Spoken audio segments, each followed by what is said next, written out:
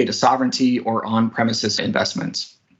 Now, before we jump into a demo for Azure Machine Learning, I'd like to run a video from EY, one of Arc-enabled Kubernetes customers, and let them talk about, in their own words, how they're using Arc-enabled Kubernetes to tackle their own hybrid challenges.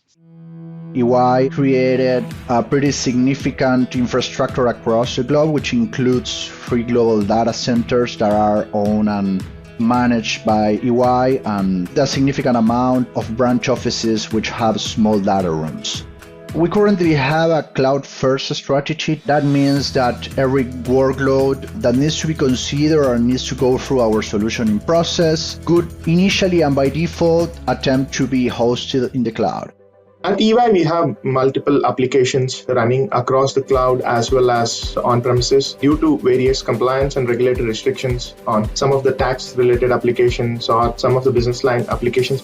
With the help of Azure Arc, we are able to manage all those Kubernetes clusters running on-prem or what we already have in cloud.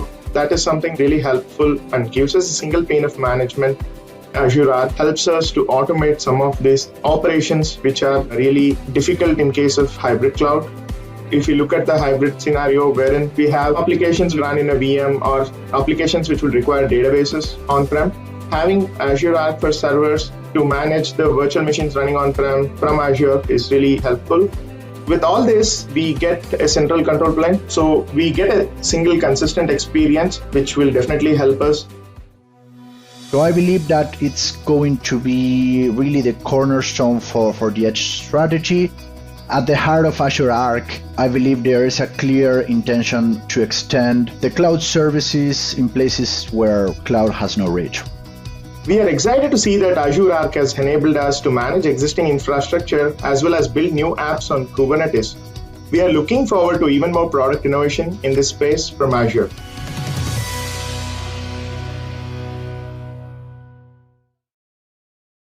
Welcome back. Now, you may have noticed a pattern here. As with Arc-enabled servers, Arc-enabled Kubernetes unlocks many of the same management experiences. For cloud-native developers, components from the Kubernetes ecosystem like Flux enable developer and cluster operator experiences that integrate seamlessly with your existing tools and investments. And functionality from Azure Data Services helps customers tackle tough data management issues at the